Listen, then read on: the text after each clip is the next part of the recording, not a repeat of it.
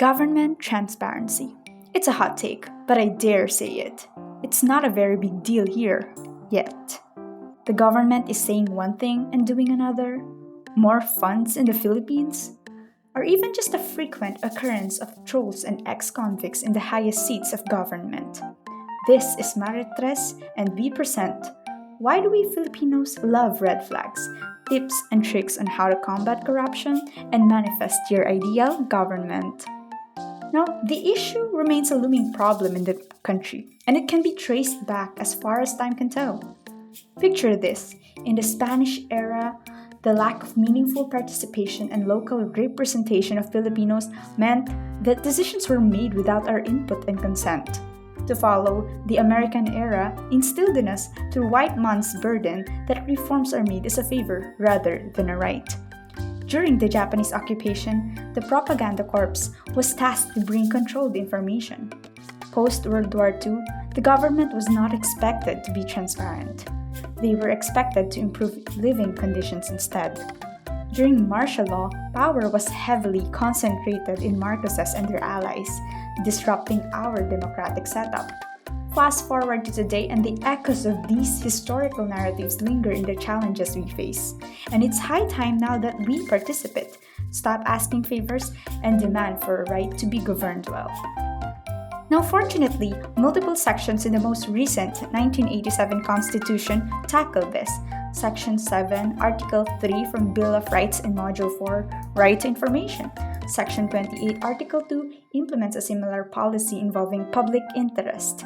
RA 9184 Section 3 mandates transparency in the procurement process and contracts, and the FOI program is designed to provide citizens with access to information, and the global effort of the OBS promotes public participation in the budgetary process. Participatory budgeting initiatives are even adopted by some local governments in the Philippines, following bottom-up budgeting and decentralization, as discussed in Module 2. However, despite these, there are still contemporary issues and challenges faced by the country, namely the lack of scope in FOI covering only the executive branch, where information from legislative, judiciary, and local governments were not required but only encouraged. Adding up to the fact that 25% of FOI requests being denied, the lead times for requesting documents require filling out forms and waiting for around 15 working days.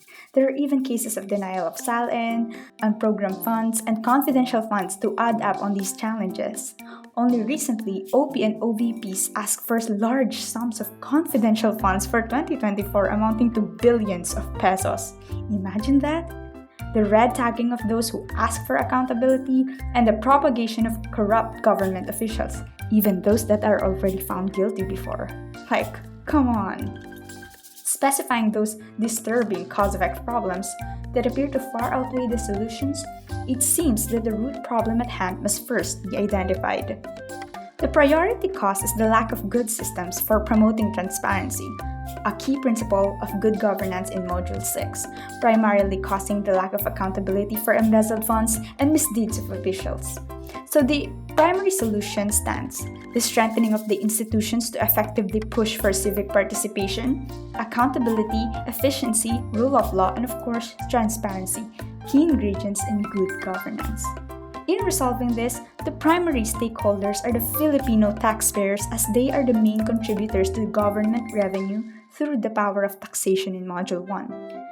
They face major repercussions with it being misused, and the consequences of corrupt practices directly affect their well-being. Government transparency then will establish a justified expectation and entitlement for accountability from the government. This insistence aligns with the principle that the state has a social contract where the government is bound by its duty to serve the people, sovereignty, and territory well, by ensuring the proper financial transactions and resource allocations. Conversely, government officials play a crucial role in strengthening institutions, encompassing formulation, approval, and implementation. Awareness of transparency issues helps fulfill responsibilities and address challenges effectively. The next stakeholder is the lower class communities, as lack of transparency can exacerbate socioeconomic disparities and hinder equitable development. In the business community, even the academic field, prioritization also depends on budgetary processes. International organizations like the World Bank rely on information about the country's financial management. As well, international countries or partners are influenced by concerns about it. With their distinct degrees of power, influence, and interest, the analysis is shown. Thus, acknowledging and addressing the concerns of these stakeholders is essential for creating effective strategies to enhance transparency in the Philippines. Some of the stakeholders that could be leading this particular campaign include civil society leaders who have experience advocating for good governance and human rights. They are known by colleagues and have a deep understanding of the issue and possible repercussions. These include civil societies such as Karapatan and the Ateneo Human Rights Center. Journalists and media, given their platform, have influence among the masses and have credibility and ability to reach a large number of people and amass public opinion, like Maria Ressa, who is a journalist and co-founder of Rappler. Legal experts on the side of government who are aware of the rules can prevent breaches in the law. Lawyers and activists can leverage their expertise and use it to lead the campaign. These are people like Attorney Chel Diokno, a human rights lawyer. Even public figures such as bloggers and celebrities can influence people's perceptions positively. For the issue engagement proposal at the national level, there must be an increase in the awareness for open data initiatives like the BLGF website and the right of people to access information.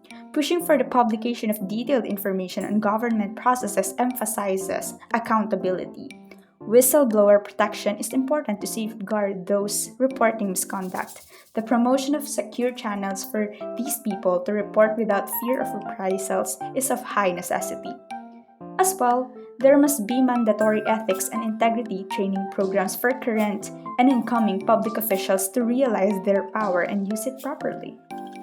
At the local level, LGUs can provide establishment of citizen advisory panels, public consultations, and feedback mechanisms to involve the public in policy discussions and implementation.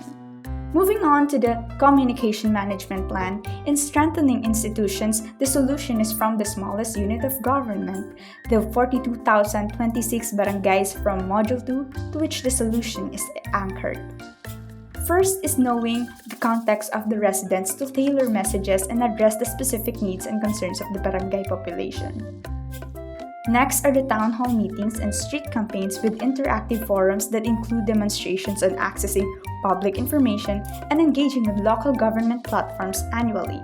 Incentives are even given for attending, for we know very well we love good fiestas. Moreover, live sessions and invitations to budgetary meetings to make them apparent to residents should also be done. As such, accessible documents and reports can be of high impact. Now, assessing the capacity checklist, the proposal can be achieved with the following details. The organization of documents must be all year round and live sessions for every meeting. The two most important provisions are done annually, the street campaigns for the first half and the town hall meetings for the latter. First, street campaigns. Planning will be done in the first 3 months, and sponsor or partners such as health care or free legal assistance will be contacted by the officials. The promotions will introduce the partners and booths available in the barangay. The interactive forums booth proper shall be in the 6th month, where all citizens and officials interact with booths from sponsors. Second, town hall meetings. Planning will also be done in the first 3 months. There will also be invitations and attendance incentives to town hall meetings.